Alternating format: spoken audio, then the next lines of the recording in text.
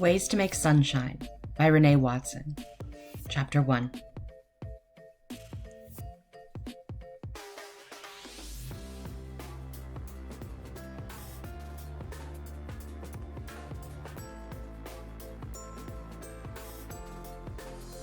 I'm a girl with a name that a lot of boys have. So when the substitute teacher takes roll and calls out Ryan, she looks surprised when I answer.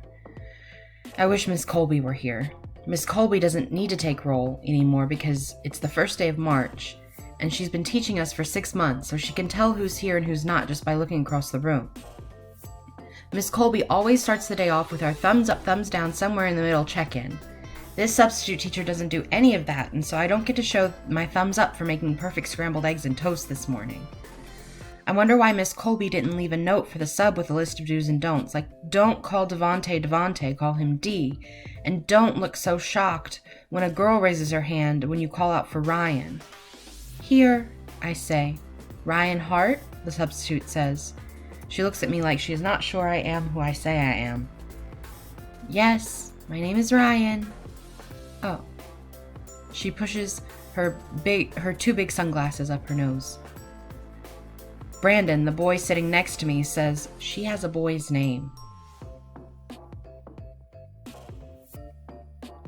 I roll my eyes at him because no one is talking to him and he needs to mind his own business. I do not have a boy's name. I have my name. My name is Ryan, and Ryan means king, and that means I'm a leader. Okay, please settle down. Settle down, the substitute teacher says, mostly to me and not to Brandon, who thinks he knows it all. Okay, Ryan Hart is here, she says to herself. Then Brandon whispers, and she spells her last name wrong. He laughs at his corny joke. I do not! My name is Ryan Hart, and it's not like Hart the muscle. It's H-A-R-T, as in my last name. The substitute teacher walks over to my desk and says, I need you to keep your voice down. I need Brandon to leave me alone. I roll my eyes at Brandon again, extra roll this time. But then I remember what Mom always tells me, how she named me Ryan because she wants me to feel powerful, to remember that I am a leader every time someone calls my name. Dad is always telling me our people come from royalty, that my ancestors lived in Africa and were kings and queens and inventors and hard workers. Mom tells me their strength is running through my veins. I sit up straight, ignore Brandon, and try to be the leader I'm supposed to be. Mom and Dad tell me I will keep growing into my name. They say it to my brother, too. Be who we named you to be, they tell him whenever he's pulling my ponytail or grabbing food off my plate when I'm not looking. My brother's name is Raymond. We call him Ray. His name means protector, and Dad says he should be keeping me, his little sister, safe, but mostly he's just bossy and nosy, and sometimes he treats me like I'm a glass thing that could break. He's always telling me, you can't do this, and you shouldn't be so that. Maybe because I'm 2 years younger than him, maybe because I am a girl. Maybe because he doesn't know the meaning of my name, how tough I really am. Maybe he doesn't realize I can do and be anything. When it's time to go outside for recess, Brandon, Marcus, and the boy with glasses who I never talk to are splashing around in the puddles and stomping in mud. Then they race each other up the monkey bars. I walk over to join in on the climbing, but before I can get there, the substitute teacher says to me, "Why don't you go over there, sweetheart?" and points to the swings and the slide. I'd rather stay here, pretending to climb a mountain, so I say no thank you and keep walking to the monkey bars. The substitute teacher follows me, and that's when I realize it wasn't a suggestion or a question, it was a demand. I really think it'll be safer if you stay off the monkey bars. Besides, you and Brandon might need a break from each other.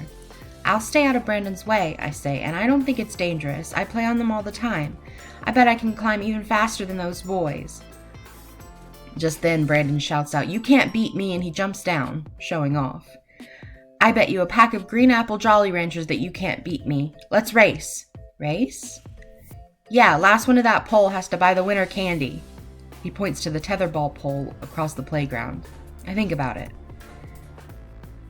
There's a small crowd forming, and now I feel like I have to say yes, like I have to prove to the substitute teacher that I can play whatever I want and with whoever I want.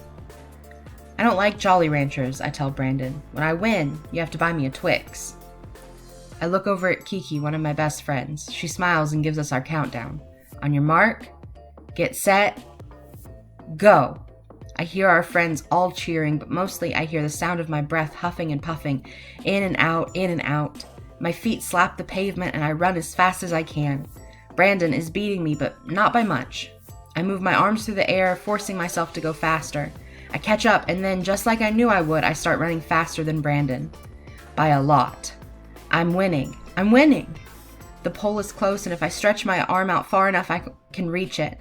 I run a few more steps, and then when I go to put my right foot down, something happens. My right foot doesn't touch the pavement the way a running foot usually touches the pavement. Instead, it stumbles and hiccups its way to the cold ground. I've fallen. Blood is trickling out of my knee, and there's a stinging, pounding feeling all through my leg. Instead of stopping the race and seeing if I'm okay, Brandon runs right past me, tags the pole, and says, "Yes, beat you! You owe me a pack of Jolly Ranchers." "No fair," Kiki yells. "She was at the pole first. It's not her fault her shoe was untied." I didn't even realize that's what happened. My shoe is untied. I tripped over my shoelace. "Don't be a sore loser," Brandon says. "He's right," I tell Kiki. "I never touched the pole." Dad picks us up from school, and the first thing he says to me what happened to your jeans. He looks at the hole, then back at me. "It's a long story," I tell him. He doesn't press me, but I'm sure Mom will. On the way home, I ask if we can stop at the corner store. When Dad says yes, I ask Ray, "Do you have $2? He answers, "Why?" And this means he has $2. He's just not sure if he wants to give them to me. I hold my hand out. "I'll pay you back." He gives me $2, and when we get to the corner store, I go straight to the candy aisle and buy a pack of green apple Jolly Ranchers for Brandon and a Twix for me.